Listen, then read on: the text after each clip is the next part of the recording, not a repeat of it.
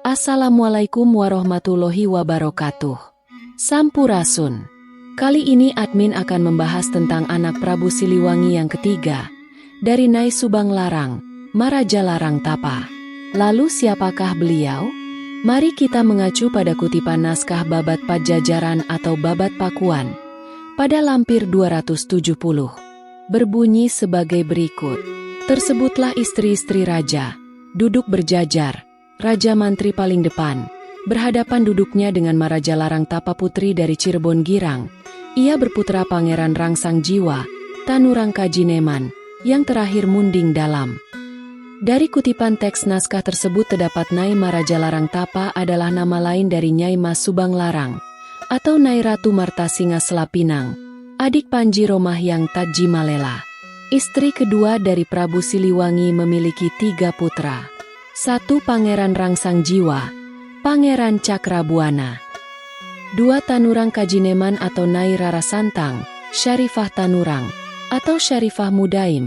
Namun jika diartikan ke dalam bahasa Indonesia akan memiliki arti utusan Muhammad Abdullah Iman. 3. Munding Dalem Suryan Ageng. Baik, kembali lagi ke pembahasan. Yaitu admin akan memfokuskan putra Prabu Siliwangi dari Nyai Maraja Larang Tapa yang ketiga. Beliau adalah Munding Dalam atau Munding Dalam Sri Ageng yang menggantikan kekuasaan kebataraan Pasastren Karangkawitan Uanya Taji Malela di Tambo Agung.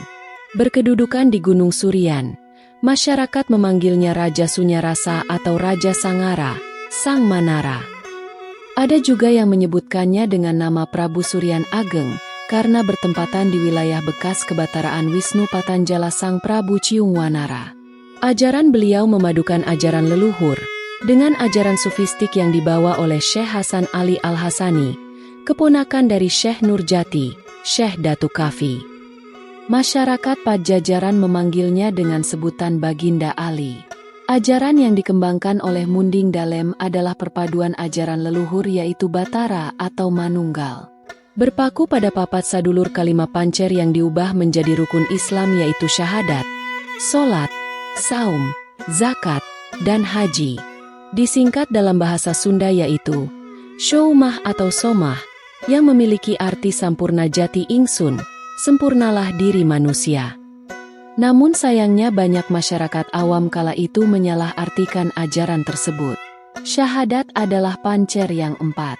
Maka cukup bersyahadat tanpa melaksanakan yang 4. Padahal pancer ajaran ini menitik beratkan pada solat. Batara Tuntang Buana yaitu menyembah Tuhan dengan berdiri yang kokoh, untuk menguatkan adong agung, tulang punggung.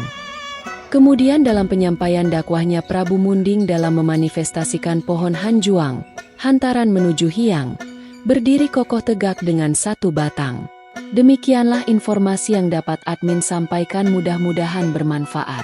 Kemudian sumber admin rangkai dari narasi literatur tutur yang admin padukan dengan naskah Babat Pajajaran. Jika ada kesalahan mohon dimaafkan. Dan jika ada informasi yang tidak sesuai silahkan diluruskan. Terima kasih. Wassalamualaikum warahmatullahi wabarakatuh. Sampurasun.